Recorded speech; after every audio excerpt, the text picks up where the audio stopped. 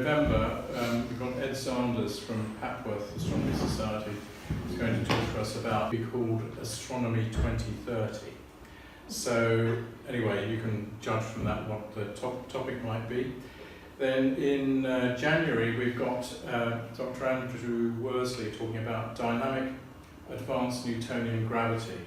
This is quite an interesting theory that he has, which also it does away with the need for dark matter, so it's quite controversial, but I think you'll find it interesting. But we're really delighted this evening to have Rupert Holms coming back to talk to us about star-core-zeus. And I'm sure you've seen the resume of the talk which we put up on the website. Rupert also has a number of YouTube videos which you can subscribe to his list. I'm a subscriber. And I think this evening you're going to put this evening's talk up on your YouTube. Yeah, this will be filmed for the global masses. So make sure you come up with some really searching questions, put him on the spot. Thank you. I think we'll kick off. Okay, so I'll call lines. Great, comments. Well, thank you all for coming this evening. I know you've had many competing parties and possibilities for trick-or-treating. What I want to talk about today is star-core-zeus, which is the hypothesis that we live in a binary star system with a condensed stellar object. And the picture you're seeing on this opening slide is a picture from the WISE Space Telescope looking in the infrared, 22 microns, and the object in the middle is a probably about 100 Kelvin, 130 Kelvin object, quite clearly defined, quite well resolved, sitting in dust clouds. So these are 100K dust clouds radiating infrared.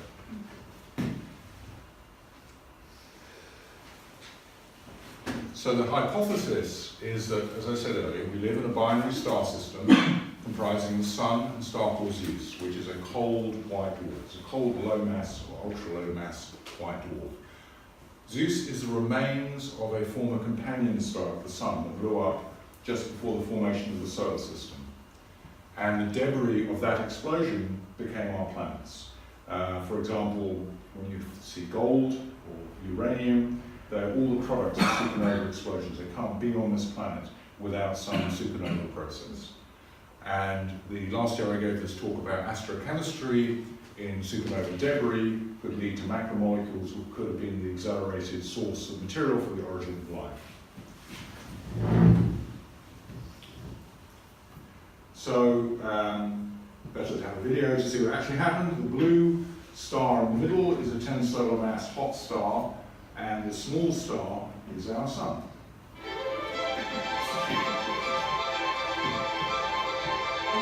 That's a typical binary orbit around the Barry Center. You see the both moving.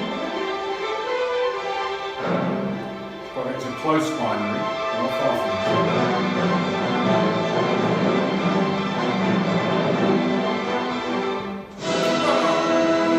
That's the Sun. And this material became the planets.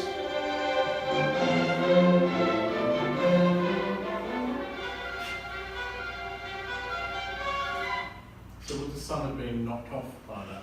This is an interesting question. My supernova I set up a couple of weeks ago was a very big one, and it actually threw the Sun. Okay. In fact, it didn't throw it out of the middle. It's still in orbit. Here it is. Sorry, that's the Sun, and this is the remains of the star still in orbit. That's hot core of that star that just blew up.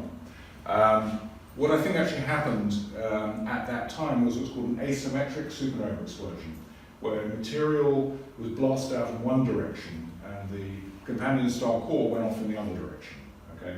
Unfortunately, you can't model that very easily in these programs. You get a symmetrical explosion. Okay, this is just a theory, a fantasy, but in fact there is data. And this is the local solar environment. It's a very large-scale picture So we're going out 1,000 parsecs, about 3,000 light years in that direction, okay? That point in the middle is us. So this is like a huge cartoon explosion. What we're looking at is the X-ray background and the variation in the X-ray background, and it shows there's this, what looks like an explosion, and we are in the middle of it. The reason it's so big is because it's very, very old. It's 4.6 billion years old. In addition, there are, and this is also a picture of the same scale, there are dust clouds which are blasted out in one direction, as the black patches, and the central core of the star went off in that direction. And this arrow is actually an average of these blue dots, which represent hyper-ionized gas. So it's very, very hot. They call it the tunnel in our local environment. It's ultra rarefied, extremely hot gas around the solar system. And that direction is in the direction of Sirius, but on this scale, you can see these are in parsecs, so basically Sirius is about there. But this line of sight is in the direction, it's actually a Pluto kind of thing. Okay, so white dwarfs are quite extensively studied when they can be seen, and so the typical white dwarfs you see are like a solar mass, half a solar mass, and in fact they cool down very, very slowly, and even now you can still see them. But there's a strange phenomenon with the white dwarfs. You go down and down in mass, and suddenly they just don't find any small ones. And the reason is, one reason is that these white dwarfs, these low mass white dwarfs, radiate heat much more efficiently than the heavier ones. The reason is that when you get to very low masses with degenerate matter, the actual sphere expands, so you get a bigger surface area. And so I'm saying our white dwarf, now black dwarf, was only 0.1 solar mass, and so it's already cold. Or it's still 100 Kelvin, but it's not radiating visible light. In my first book, which is this one, Cataclysms and Renewals, looking at ancient astromythology, you can basically build a picture of the orbit of Zeus. Because the point is, there's lots of mythology, Greek mythology, going back Aryan mythology, Indian mythology, which talks about observations in the sky of strange astronomical objects. And there's a particularly massive object, which generally are naming Zeus, but it has different names in different cultures, like Horus in Egyptian culture, which tells about this observational track from Sirius up through Orion, Taurus, Pleiades, up over the North Pole to Draco, and then back down on top of us. Okay? And from that you can actually build some orbital elements. This is an old astronomy program. And so it basically, if you know the periodicity, and without going into too much detail, we appear to have the last flyby in 1628 BC. When you look at our climate history data, you get a basic variation frequency around 4,000 years, which suggests an orbit. And when you have a highly eccentric orbit with a certain periodicity, it's highly constrained actually, you can work out the orbit quite easily. And so this type of analysis predicts that star-core Zeus will be here. That's Sirius, that's Orion, and it's basically in the space between the two. Now, this will all be terribly hand-waving, and is very hand-waving. It still sounds like fantasy. But you can start to build real pictures. This is now a slightly more sophisticated simulation program which shows the orbit of, that's the Sun, that's Zeus. There's a barycenter there, which is where both Zeus and the Sun orbit around, and you can see its orientation in the sky relative to Orion and Sirius. And that model is saying that with the current location of star-core Zeus, the one I showed you was from about probably about 1000 AD. This is now. So from us, through looking at star-core Zeus between Sirius and Orion, looking at this patch of sky, that's Google sky, and there are a lot of objects there. So it's hard to say. It's a very dense area of sky near the Milky Way. So it's not like you to actually zero in particularly which object it is not that easy. Now, that is the astromythology approach to saying there's something big out there, it's generally between Sirius and Orion. And that would be floating in just a sort of empty hypothesis. It wasn't for a completely different set of work, which was recently done by Caltech, and this was announced in 2016. And Caltech have been looking at the very strange distribution of Kuiper belt objects, right? This is the sun, and you're going out here to 50 astronomical units, and basically there's a cliff. Basically there are no more objects in the ecliptic plane. You can start to find objects with highly inclined orbits, very eccentric orbits, and in the last month, this object, 2015 GG 387, is the subject of a scientific paper because it has an incredible orbit. It goes out 2,000 astronomical units. It's impossible to explain with current solar system formation theories. The typical sort of Laplace cloud of rotating dust and gas doesn't explain an object like this. Now, these are the 6 Kuiper belt objects viewed from approximately the ecliptic plane, and they're all pointing off in this direction. And these are the objects which led to Batygin and Brown's announcement that there must be something big in the solar system. But if you put their work together and my astromythology work together, they fit beautifully. All right? So the astromythology predicts you've got a big star core inbound on this orbit, and it's kicking out Kuiper belt objects, which is the thing you saw just now, in the opposite direction. So it looks like a very credible possibility. A small detail is that when you have a binary star system, right, let's use 10% of the mass of the sun, which is there, they both orbit around the barycenter there. So Zeus has a big orbit and the sun has a small orbit, but they're basically symmetrical, and they're always on each side of the barycenter. Now, the Planet 9 search has now been going for 2 years, and people have basically zeroed in on this region of sky inside the green circle, which again is Sirius, Orion, so they're in the same part of the sky. There's some strange coincidences with this part of the sky. So this yellow circle represents the location of the heliotail. That is the sun has a magnetic bubble, and the tail streams away from the sun in one particular direction. Now, originally people thought, okay, this is the direction of the general galactic magnetic field. Turns out it's not. It's different from the galactic magnetic field, but the tail, heliotail, that is where the solar wind goes, is into this region as well. Now, I mentioned just earlier that there was a preferred location, that blue arrow, where the star core, where that explosion has a preferred direction of hot gas. That's the tunnel, they call the tunnel. The tunnel is here, right? Again, very close.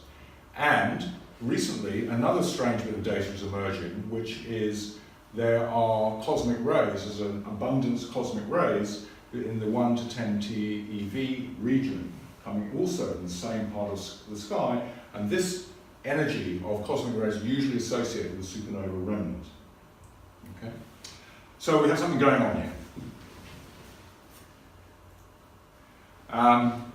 I looked at this specific region of the sky between Sirius and Orion, and my prediction is that the star core is magnetic, and therefore it will have radio frequency output. And the first thing I looked at was this source called 3C161, which is a bit strange because it moves, and it's supposed to be extragalactic, but an extragalactic source can't move around.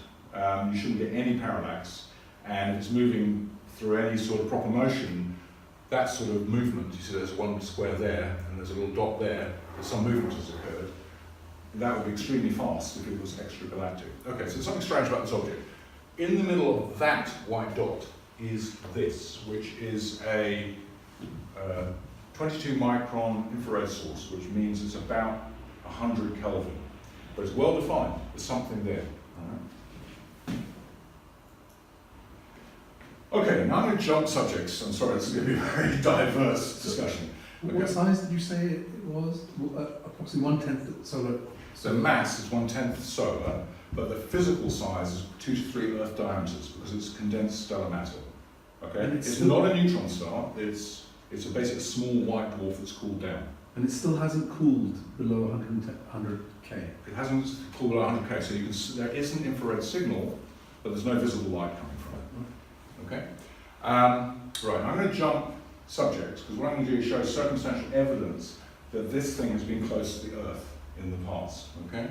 So, first, there's a big mystery in geology about how mountains form, particularly mountain ranges form. I mean, you can explain a local formation of mountains through volcanic processes, but basically it's a global process. And the other thing is that mountain range formation is associated with major geological catastrophe and breaks in the fossil record. So something big happens when mountains form. And you get strange situations, for example, in the Alps and the Himalayas, where you get older rocks that have been picked up and dumped on younger rocks, which again is hard to explain by normal geological processes. So what I'm saying is that the dominant force, this is the global distribution of mountain chains, is a tidal force. So basically the moon raises tides on the oceans because of gravitational competition. If you're a very big object coming close to the Earth, it can raise tides on land. And there are some big mysteries in the mountains. For example, this is dry ocean in the Andes. There are all these salt plains, salt deserts in the Andes. No one knows how they got there. It's very difficult to explain how you get huge amounts of ocean water, which is then evaporated to make these salt pans of 3,000 meters. I'm saying there are massive tidal processes going on that affect both the ocean and the land.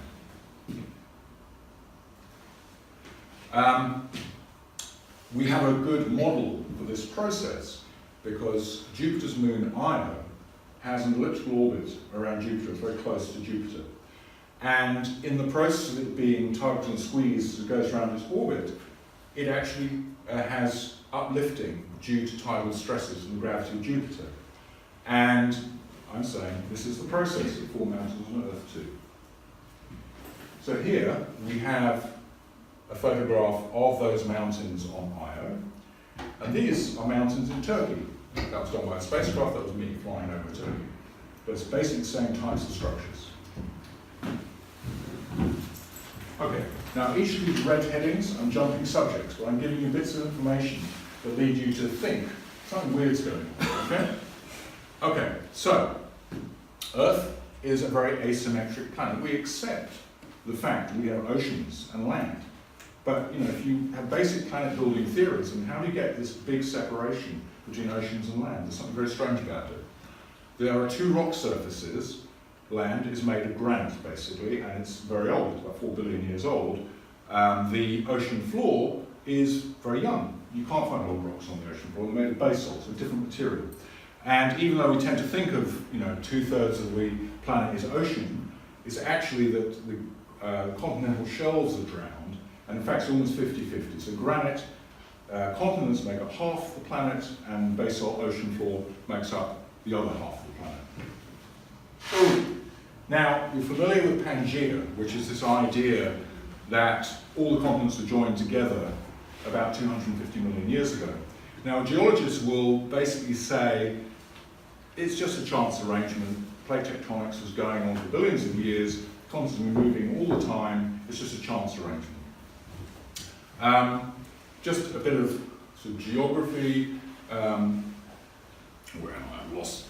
Okay, there's Africa. So basically, old South Pole used to be here because they found these glacial tylites which have been compressed into rock. So we know at least one pole, the Pangaea pole, is here, which would put the other pole out there in this theoretical ocean. I'm saying theoretical for good reason. This is a typical picture of Pangaea, but the big question is, was Pangaea just a random clustering of drifting continents, or is it significant? Does it really mean something to understand? So, very quickly on plate tectonics theory. Okay, the conventional plate tectonics theory is saying Pangaea has no special significance. Okay, it also says that continents drift continuously. There's some internal process in the Earth that makes this process happen. It also says that to allow the continents to move around the planet, there's actually a liquid layer of rock below the continents that allows them to float and move. And finally, there's claiming that the movement is actually 8 centimeters per year, which was fine to come up with that number 50, 80 years ago, but now we have very accurate methods of measuring distance, and we can't detect it. Okay? So it's not actually happening now. You get some random deformation, heat, thermal changes, but there's no coherent drifting of continents going on as far as we can measure it. Okay, so when you do the geological analysis, well, first thing, the asthenosphere, doesn't exist. I mean, when you do earthquake measurement and looking at seismic waves, it's all rigid rock underneath. There's no liquid down there. There is when you get close to the core, there's some more liquid, high pressure rock, but in the upper mantle, there's definitely nothing. It's all hard. There's no evidence of steady widening of mid-ocean ridges. There's no evidence of mantle plumes actually moving continents. There are some specific areas where you get mantle plumes, but there's no evidence they're actually pushing continents. As I say, GPS and VLBI are very accurate ways of measuring distances, and there's no evidence of coherent change in distance. And then finally, just basic physics. To move a continent across the surface of the Earth requires a huge amount of force, and there's no process inside the Earth that's powerful enough to actually be responsible for that type of movement. Also, with plate tectonic models, there's quite a few errors. Okay, this fit is quite well established down here as well, but this area here called the Tethys Sea was created because it was one way they tried to assemble all the continents, but there's a better way. I worked on this problem. It's just basically like breaking a bowl, reassembling the fragments. Okay, and so this is a projection of the typical tectonic Pangaea, but in fact you can actually reassemble the continents as one hemisphere, one bowl. And the critical sort of key to unlocking that puzzle is if you put Spain and Sicily into Libya, then you can close up the Mediterranean, you don't need the Tethys Sea, and I did this on a model about sort of 0.5 meter across. And so it's a big three-dimensional model based on, again, three-dimensional satellite maps, cutting out the bits and sticking them all together. Tedious process was one of the things I do. The result was this. So these are photographs of these models. And you can see that, Spain is fitting into Libya, everything fits together very nicely. The Caribbean region is actually modelled as a crater field because the Caribbean is a very strange place because it doesn't have basalt underneath the water there, it's got continental rock. And there are structures that look very much like impact craters or very large impact craters. And so you can also see these blue arrows are showing you the movement that goes from this model to the present arrangement. Okay, so it's not that much of a movement. Okay. And the point I was saying about these impact craters, this is Cuba, right? On the other side of the Atlantic, there are also structures that look like impact crater structure. Now this is on Google Earth, but in fact if you look at marine maps, you get a more clear picture. There's something down here which looks like half an impact crater.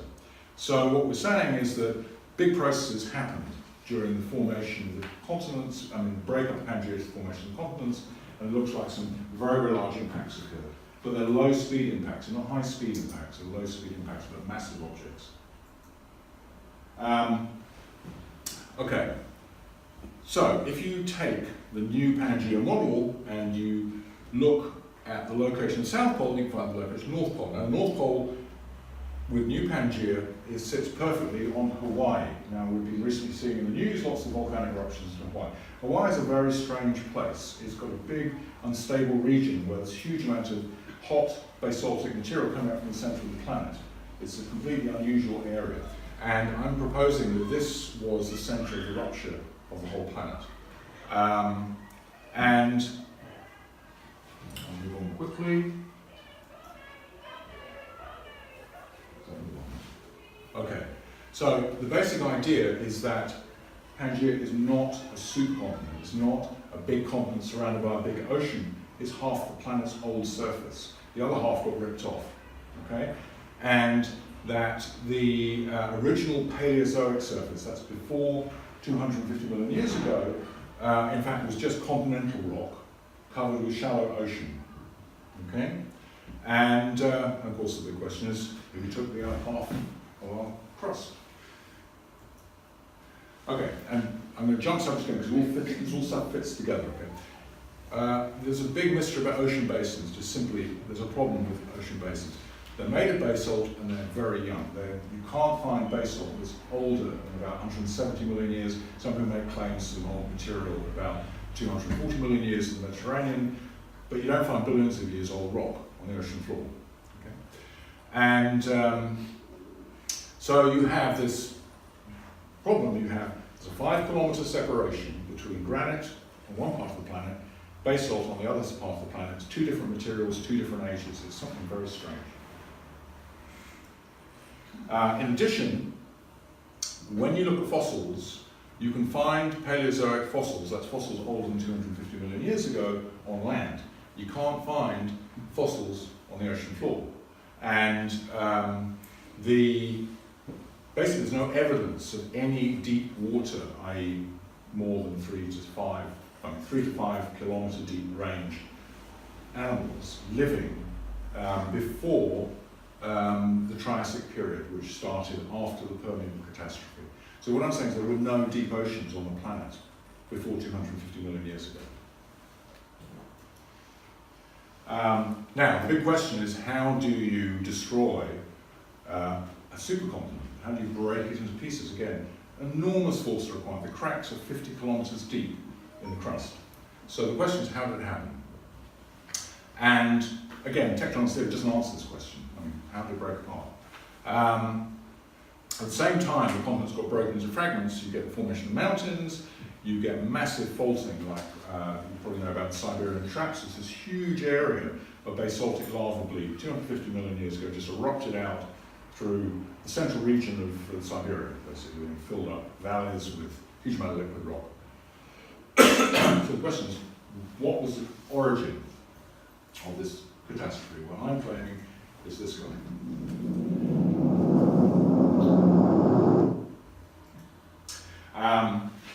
There's evidence that there's something involving supernova in these processes, because you can find in the Permian destruction layer supernova materials that are synthesized during supernova explosions.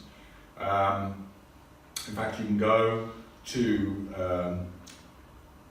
Exeter Museum and you'll find these nodules that are found in the destruction layer, about the size of half the size of footballs. They're sort of big, lumpy, potato-like things.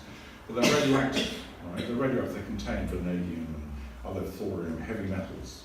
And they're precisely in the destruction layer. So there was a rain of debris onto our planet at this time, and the origin is not from our planet, it's from something else. However, that destruction layer does not contain iridium or shock quartz, which is the standard signature for a high-speed meteor impact or asteroid impact.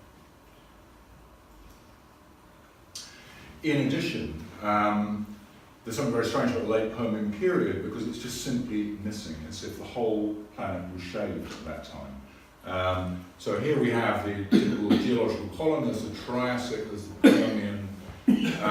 So this is older, getting to younger. But in many parts of the world, it's simply missing. For example, here, that you simply jump. You just lose the Permian strata altogether. Okay, it's just not there. The idea is something literally ripped off the surface of the planet. So not only did half of our planet disappear, the crust disappeared on one side of our planet, but the bit that remained was also shaved. And animal life took a big hit. I mean, it's the famous mass extinction. So there was at least a 95% destruction species. And when they say 95% destruction of species, it's like a 99.999% destruction of individual organisms. It was a very dangerous, toxic, destructive period. And it happened very quickly. Okay, sorry, jumping subject again. We're getting to the sort of the evidence. We're accumulating evidence now. Okay, we're going to talk about the Earth and the Moon now. We now get some very nice photographs from space of what Earth and Moon look together. So that's Mars Reconnaissance Orbiter. And actually Juno took some lovely pictures, because Juno was launched towards Venus and did a gravity assist turn around Venus, came and whizzed back to the Earth, did another gravity assist turn around Earth, and went off to Jupiter. And in the process they filmed it. So you can actually see what's happening. This is Juno filming this.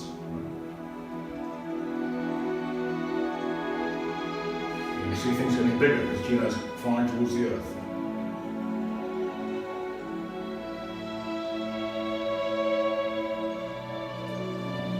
This is a man-made flyby.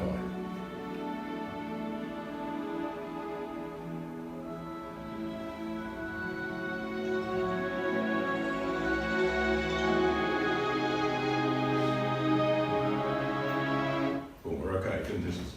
Right. So, there are lots of moon formation theories, but actually Osmond Fisher came up with pretty much the answer in 1881. He said the moon was pulled out of the Earth by a massive object, and it was caused by tidal forces during a flyby. And he suggested the Pacific Ocean basin was where the moon was pulled off. However, in the last, since that time, 140 years, there have been lots of ideas about how the moon formed. Because the problem is, none of the data, there's a big set of data for the moon, but none of the theories actually can explain all the data. So basically, the standard ones are the fission theory, which is the Earth spins very quickly, throws it off. Co-accretion is that matter was, planets formed and the moon formed, the Earth and the moon formed at the same time. Capture theory, that is some alien object that was picked up by the moon's gravity, and finally giant impact, which is the fashionable theory at the moment. However, Apollo shows that basically the Apollo space program brought back moon rock. It shows it's very like Earth rock that eliminates capture. The fission and co-accretion models also have problems. I'm not going to go into details, but there's some basic physics around rotating objects. The fission model and co-accretion, you can't accrete such a big moon if you have matter accumulating in the Earth. So basically people plumped onto the sort of Mars-sized planet, theoretical planet called Theia, that whacks into precursor Earth, and there's a huge collision, lots of vapor and rock comes off. The problem is that the energy of that type of event is so enormous that you don't get solid rock, you get liquid and gas. And this is the sort of famous standard picture of what happened, artist representation. The problem is that moon rock is not melted Earth rock or vaporized Earth rock. It's just cooked Earth rock. So it didn't get that hot. And basically moon rocks, you get lunar granite, which is like normal granite, which has been cooked, and you get lunar basalt, and breccia is a mixture of meteoric material and some of the primordial lunar material. The only difference is that they are depleted of certain volatile elements, which shows you basically the temperature range that the rock experienced before it formed the moon. There's another problem which is called the siderophile problem, which is these elements here in the middle of the periodic table, which are very rapidly dissolved in molten iron. And the point is the crustal rocks of the Earth formed from chondritic meteorites, and they have a certain distribution of these elements. But when you look at Earth rock, you find the same distribution of those elements, but they're in very much lower concentration, because the molten iron of the Earth actually dissolved that material, and it went into the center of the core, leaving behind a depletion. Right? Now, you need a big hot iron core to do that. The moon doesn't have that, but the moon has the same siderophile depletion. Okay, so it looks like moon rocks went through this process on Earth. By 2018, I think everyone agrees, moon rock and Earth rock are the same stuff. Right? You find the chemistry is the same, elementally they're the same, isotopes, oxygen isotope ratios are the same, everything's the same. There's some small variations. When you look at other material from meteorites and asteroids and Mars, they're different, they're very different. So we know there's a very intimate association between material on the moon and material on Earth. And finally, there's no evidence of any alien isotopes. So that means, who was this Theia? No evidence for it. All right, another piece of information is that Japanese have recently been mapping heavy elements on the surface of the moon, and again, there's a strange abundance in these creep rocks of high atomic weight isotopes that shouldn't be there. I mean, it's very hard to explain why you've got this dusting of this supernova material on the surface of the moon.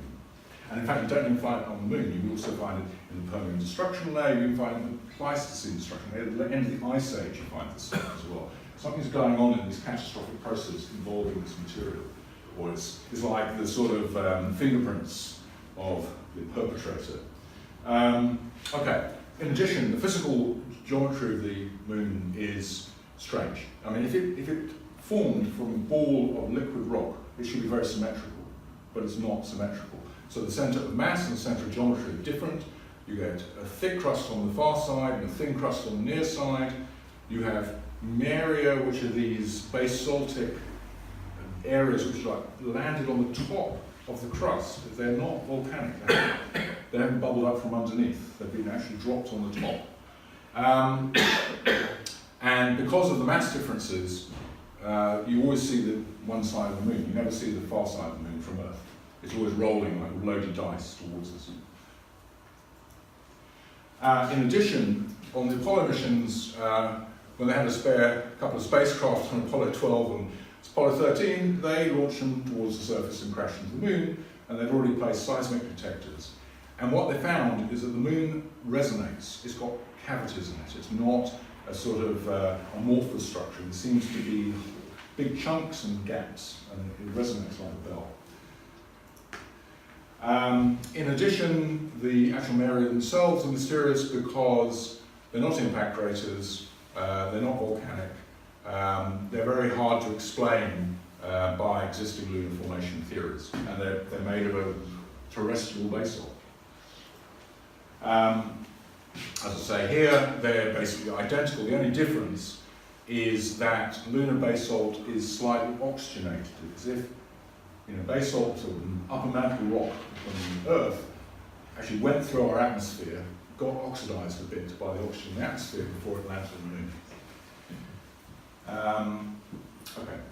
And then you get this story of the age difference. So when the Apollo rocks were brought back and they're analysed with various dating methods, they found that the basalt from the maria was 3.7 billion years, but the Highland rocks are 4.5 billion years. So they try to explain how you get this difference in dates, and they end up deciding in late heavy bombardment. But a better explanation is the lunar highland material is from the upper crust of the Earth, which solidified first, and then the maria is from more liquid, hotter rock that took longer to solidify. So it's 800 million years it took for it to get solid on the Earth before it ended up on the moon. Also, you get very strange things. You don't generally see this. There's a river. What's that doing there? That's the Apollo 15 landing site.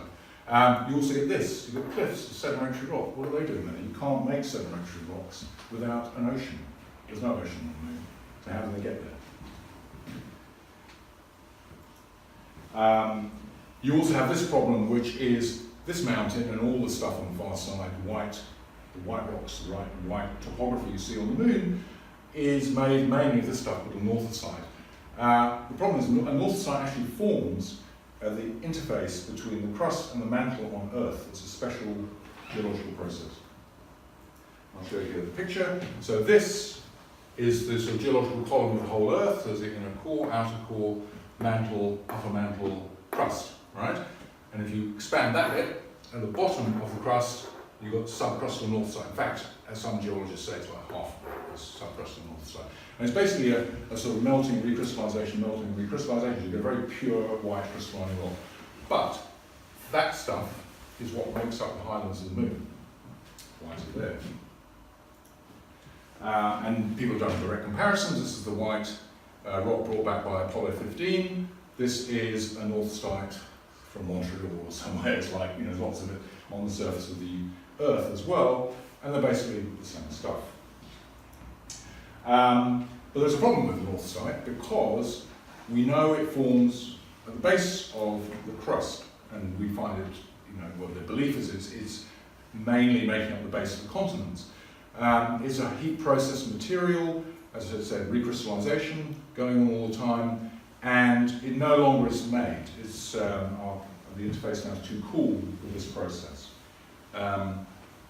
So, why is there a north side in Canada And in Greenland, on the surface, it shouldn't be there. How do you get up there? It's got to go from 50 meters, or sorry, it's from 25 to 50 kilometers down up onto the surface. How did it get there? What did it?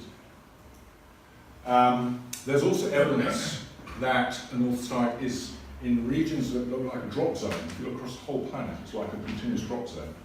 And it goes from sort of the central United States right across Greenland into Norway. And there's evidence that chunks, large chunks, were actually up in space and re-entered the atmosphere and got very hot and crashed down on younger rocks. And you can study these things, they're there, in Norway, for example. So, big question, how was the moon formed?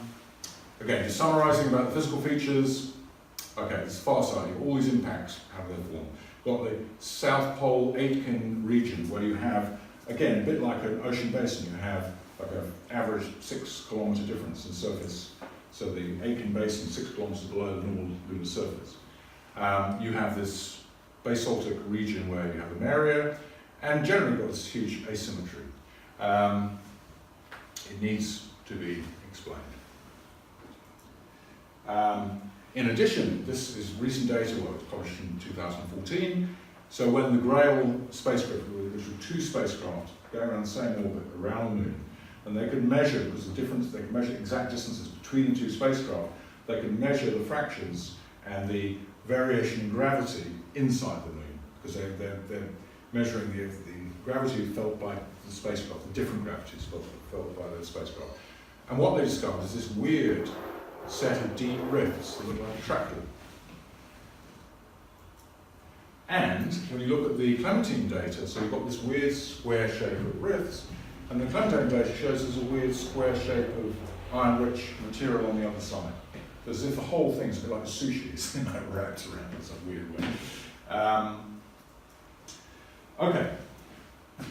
All the theories of moon formation require a dry moon, because they're very hot processes. We can't explain how you could possibly have water on the moon. Well, unfortunately, the rocks have a high water content, so a north side of the moon has a 1.4% water content. Basalts have the same water content as what we get on Earth.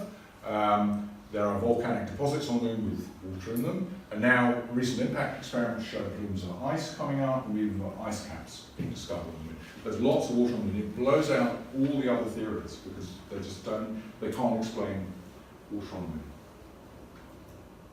the moon. Another important thing is lack of dust on the moon. You can calculate how much dust should be on the moon, because if it's 4.6 billion years old, there's a constant fallout of dust around the solar system, and you should have about 1 metre or 2 metres of dust on the moon. They're very worried about it when they first sent the Apollo spacecraft to the moon. The actual thickness of dust is 5 centimetres.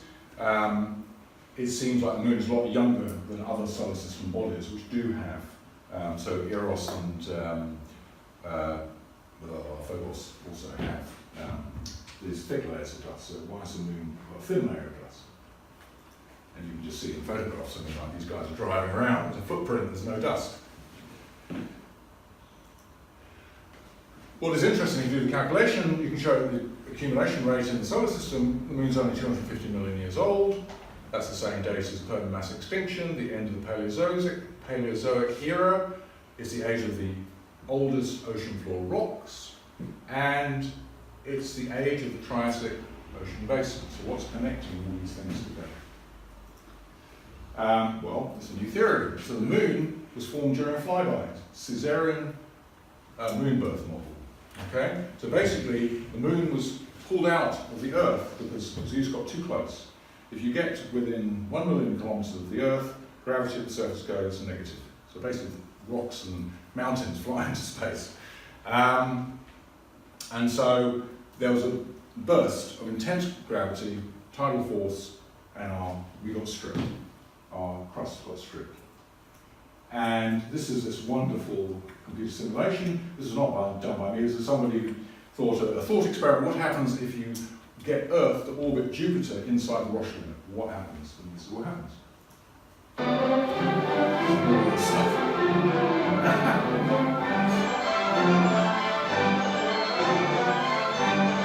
You see the surface is being pulled off.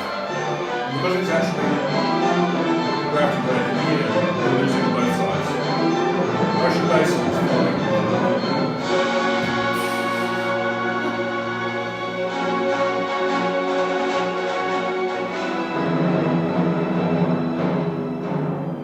Okay, so that process makes ocean basins. But it wasn't Jupiter that did it, it was the star-core. So all you need is a high-speed flyby. I mean, it's slightly faster. It's between 40 and 50 kilometers a second. The orbital velocity of the moon is 1 kilometer a second. If you are at 1 million kilometers, you just basically, that's the gravity neutral point. I'm saying the flyby happened at 400,000 kilometers, the current moon Earth separation, and at that point you're getting negative gravity. That means that, you know, Zeus has gone, just pulled off the crust, it's gone. And it wasn't so symmetrical. I mean, this is what I'm showing here. 50% of the crust gets ripped off, you know, the remaining side of the crust gets shattered, that gives you shattered Pangaea. This one. Okay, so the important thing is that the orbit of the Earth is if you think of a flat disk, the orbit of Zeus is perpendicular to it. So there's a crossing point. So in June, we are near the intersection with Zeus's orbit. And so, unfortunately, we were at that point when Zeus came through on that particular occasion. So Zeus dived through from the north. It plunged through at about 400,000 kilometers probably. Gravity fields enough to pull off the surface of our planet. And that's how the moon formed. And I'm going to show you this will actually happen. Boom, you see, I'll do it again, you can see. Do it again, you can see what's going on. That's Earth, that was Earth there, and they intersect. Alright. So, I'm saying it's not a constant problem for us. It's during that encounter, of course, Earth was thrown into another orbit. So, we no longer intersect so close. But that's what happened there. So we'd all die eventually. Otherwise, there would be no Earth. All right. And what actually happened was we got a big tidal bulge. The location was a Hawaiian hotspot. The contrary tidal bulge was in South Africa. And in fact, there is a mysterious dome in Botswana that is hard to explain. Again, this massive tidal process cracked the crust, and basically, you know, Zeus tugged the moon into orbit. So you can imagine peeling in a hard-boiled egg. That's those sort of dimensions. And the major interface, I mean, the point where the barycenter between the Earth and Zeus was in the direct line at Hawaii. I mean, basically was scooping out mantle rocks from 100 kilometers down. So that's where you get the basalt for the area. Finally, the moon was tugged into orbit because actually it's quite difficult to work out when you use impact models how to get the moon up there and to stay up there. Because if you put in too much energy, it just throws all the material off in space when they do these Theia impact models. The way you achieve this is if you have Zeus coming by quickly, and the process takes about 5 days. It's enough to get the crust off the Earth, move it into an orbit at about 400,000 kilometers, and then Zeus goes away, our crust didn't accelerate enough to keep up with Zeus, and we have then material in orbit. Because that's, you know, when a rocket goes into orbit, you've got to get it up there first, but then you've actually got to slow it down to get into orbital velocity. So, just in summary, the age of the moon is the age of the permanent extinction. So the moon is only 252 million years old. I've got a slightly more precise date there because you can look at volcanic rocks and date the permanent extinction. The age difference between the lunar basalt and the lunar highlands is due to the different cooling rates of amorphosite and basalt in the mantle on the Earth. And and it explains the strange difference on Earth, where you get ocean floor is very young and continental rock is very old. So, prediction. Someday we're going to find some fossils on the moon. That's the next generation's objective, go digging for fossils on the moon. Because you'll find them, you know, pre-Permian fossils, they'll be there, they should be, if I'm right. Okay, so, final part of the talk is coming back. Basically, Zeus travels on a very eccentric orbit, it's like a comet-like orbit, 4,000-year periodicity. The centre of mass of our binary system is actually out at 50 astronomical units, which is the cutoff. You know, I showed you that 50 astronomy, cut off in the kind of belt where objects just disappear and get scattered. There's these flybites are responsible for mountain building, and it's probably coming back in about 350 years. Hello? It's coming back when? In 350 years. So we've got a number of generations to get through. So we're not absolutely, it's not like next week. 2373. Yeah. Will it be in June? This is the problem with the modelling. I'm still trying to work it out. Anyway, but this is one model. So if it crossed its aphelion point in AD 372. I won't go into details why I think that's true. You can read in the book why I think it's true. And these are the locations in the sky and dates when you're going to see it. When you see it up in the polar constellations, bad news. It's going to happen pretty soon after that, the flight. And finally, a bit of Hollywood here, so I thought we'll just finish on the disaster movie.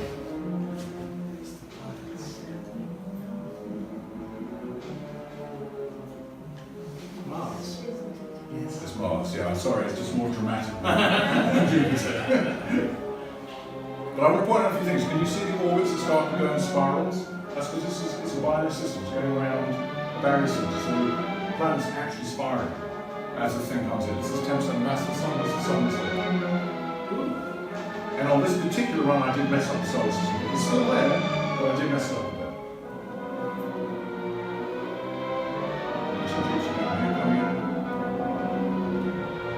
And of course, there's the acceleration time. This is happening over a 300-year period. I'm trying to get it pushed in 3 minutes.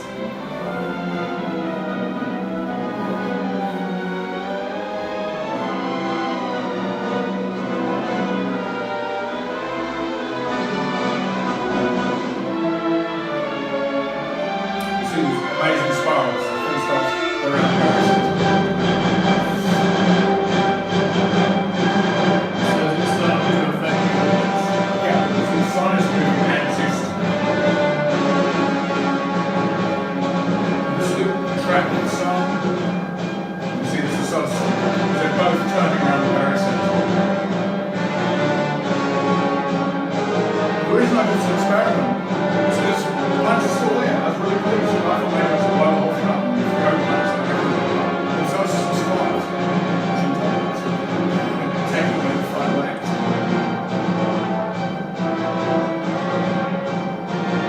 There it's going around the aphelion point. There's diving from the north.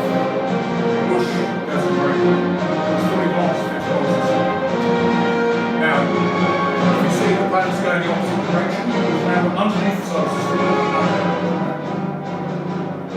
And all this dramatic stuff is because this is the radio jets of Zeus. So up in the bits of the zero bits. But here, you see Earth is still there, it's survived, it's still going around. Venus' orbit's been messed up a bit. As you can see, Venus and Earth are a bit close together.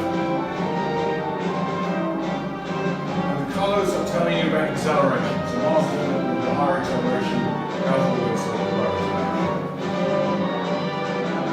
So in fact, despite what I just did, the solar system is remarkably intact. But it's not destroyed.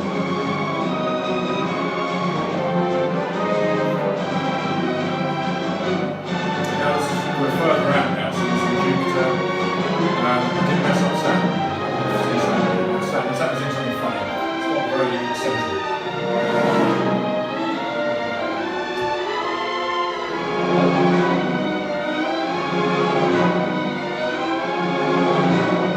But I'm very pleased about this in the solar system.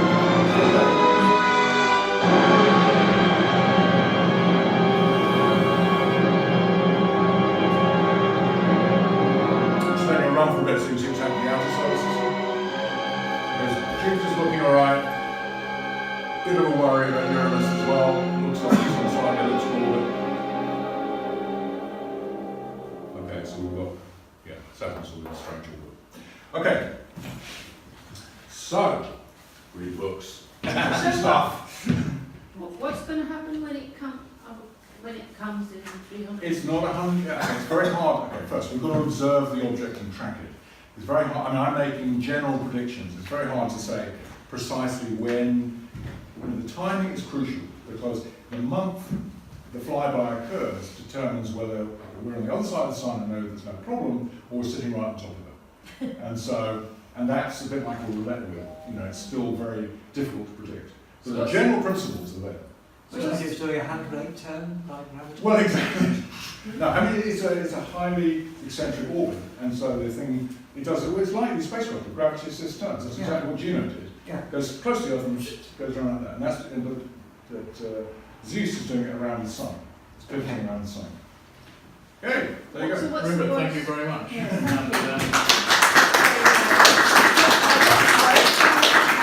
Sorry? What's the worst scenario? Okay, I hope. Okay, first thing I hope is that the intersection is now about 7 million kilometres away from the Earth. It used to be 1 million kilometres. When the moon got ripped off the Earth, it was only 1 million kilometres away. You can calculate how close it has to be to do that.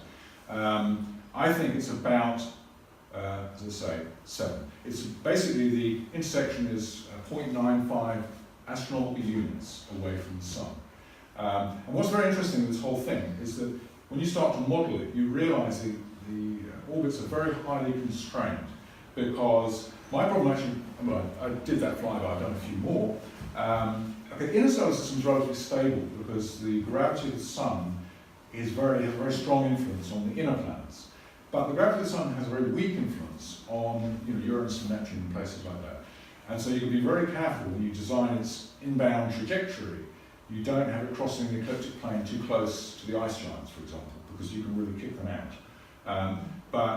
So the actual orbital elements are quite closely defined, and you can basically work out more or less where, well, I've got a pretty good idea where the object is, and I can also work out its dynamics. The pathway is pretty clear. But I can't predict precisely what happens in 350 years. Not yet. We've got to observe it and track it. But would it be likely that the Earth's axial tilt or orbit might be shifted slightly? Yes. Well, the evidence, again, this is going back to the Cataclysms and Renewal's book, each time there's a flyby, we get shaken up. So, for example, you get a change in the axial angle, you get a change in the location of the rotation axis of the planet. So when I say axial angle in space changes, so from 23.5 degrees to something else, the location pole gets shifted as well. The orbital radius of Earth gets changed. And so one of the things I think the primary drive of climate, when you get these big shifts between, like in the Holocene, you can see it, or between the Ice Age and the Holocene, is that the whole planet is being moved into slightly different, we're moving in the Goldilocks zone. We weren't so Goldilocks in some of the orbits, and we're colder or warmer. Okay? So, if you look at the climate history data, natural climate history data, forget about all this man-made CO2 stuff in the last 100 years, I'm talking about 800,000 years, there's huge periodicities, and no one can explain what they are. They can see these oscillations, and they have, there's like 120,000 year oscillator, there's a 40,000 year oscillator, there's a 4,000 year oscillator, which, as far as I can see, is the basic frequency, which is that is the orbital period of this object.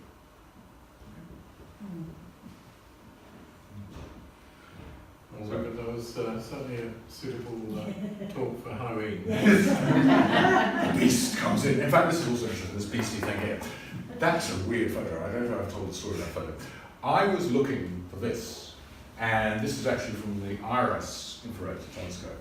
And one night, at 1 o'clock in the morning, I was looking at my photograph and what's all this face? Oh, what's that? What is it? And it's got a great location. You see, that is declination minus 666, and that's the right ascension. Okay? And in fact, this object is actually just there. And I think that face is a dust cloud. I think it's the dust cloud that travels around it, and probably it does get closer to the Earth than we saw it in the past, and that's why with all these amazing bits of mythology about the beast. All right? Wouldn't you see more of a shift in the planetary axis? I mean, I'm trying to imagine something. So the planet's about 1,000th the mass. There's 1,000 mass. It's 10% of the mass of the Sun. It's 105 Jupiters in mass, but it's actually quite small, the size of the Earth. But when it comes in from the north, it's acting. The force is acting first, pulling the Earth up, and as it goes down, it's pulling down again. So it's pretty symmetrical. It's the outer planets that I'm The thinking outer about. planets are much more You'd sensitive. expect them to be on a, if there was such a massive object going through the plane of the Yeah, so solar I'm saying planet. you've got to be very careful when you get far from the sun, and that's exactly why it's kind of got a cut-off, because it is, I think this, the crossover point is around 50 to 70 AU from the sun, and that is what is throwing out all these Kuiper objects in funny directions. Interesting. Okay, but what I was very gratified when I did that orbital model was you can whiz it right past the Earth and you don't throw the Earth out, because the sun is dominant at that point. Okay, and that was a surprise. It was a positive surprise, because when I first ran that model, it could have been, you know, end of theory. We had no solar system, well, here we're here, so clearly the model's wrong. You know. Rupert, what was the basis for the 1/10 mass of the sun? Right. I'll give the astromythology first, because it's a very weird story about the Dogon. I don't know if you've ever heard about the Dogon. The Dogon are in West Africa. The Dogon have this mythology of astronomy, ancient astronomy. And one of the things they talk about is the fact there is a condensed object in the solar system in orbit, and it has a density of 35,000, I'm going to get the volumes right now, grams per litre. And this is actually based on donkey loads and a bowl or something like that. I mean, basic stuff. But that's the correct density range for a 10% solar mass object. Okay? Okay, that was a starting point for that, 10%. Then, when I started modelling how you rip off the surface of the crust, you could work out how much mass you need and how close you've got to get. And if you have a very massive object, then you are really competing with the sun, and you can totally disrupt the solar system. So you've got to have enough mass to pull the moon off, but not too much mass that you then steal all the planets, because that's what can happen. If you have an object at one solar mass, for example, it will compete with the sun and just take the planets. So it's a bit of a hand waving, but you end up with something modeled, so it's okay. Do you think the majority of solar systems are binary? Yes. I think that, well, first, we look at the That's stars what in the it's sky, 70 to 80% of those points of light are multiple systems. We know that locally, that's true.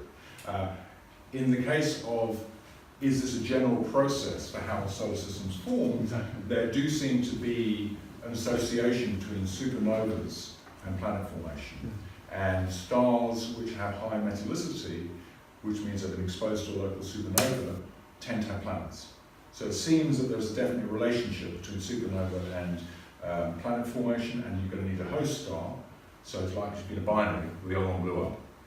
So I think it's a general formation process. Interesting. And also, as I say, the other big conclusion of this theory is that origin of life is coupled to this process. So if I'm right, any planet building process is actually also connected to life creation processes. That is, you get a lot of chemistry in space after a supernova explosion, and macromolecules that kick off the life process on the planet. Has there been any evidence from the Gaia project for, as to where the stars I had a look at their data.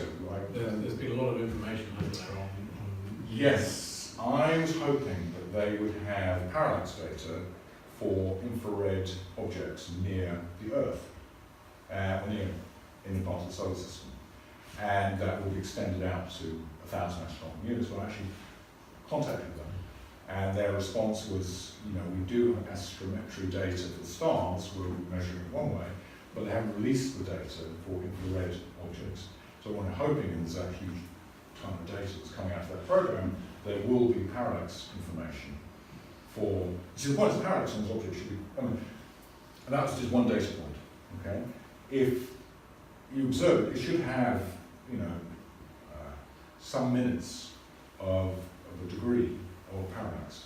So if you're constantly observing this infrared object, you should see it wobble, because we're going around the sun, and you've got a baseline which is big enough and it's close enough to see it. I'm saying the thing's only 250 astronomical units away from us, so you don't get visible parallax. And do you think if James Webb Telescope ever gets off the ground, that could... Yes, if they take multiple readings, the unfortunate thing with this WISE data, I've discovered that unless they got multiple signal, they didn't record it in their catalogue. This comes from the NASA Skyview database, where you can just look at a certain part of the sky and it just will show you what's there. But most of these objects are detected in infrared. There's simply, well, so many objects, they're just not tracking and not actually watching one object for parallax movement. So we hope, out of the data that's available, that an analysis will be done, and we'll know. We'll find out more information. Okay. Good? Thank you. Okay, don't be frightened, it's Halloween. Thank you very much. But I think we all feel as though we can. Okay, thank you. Okay, well, thank you, everybody.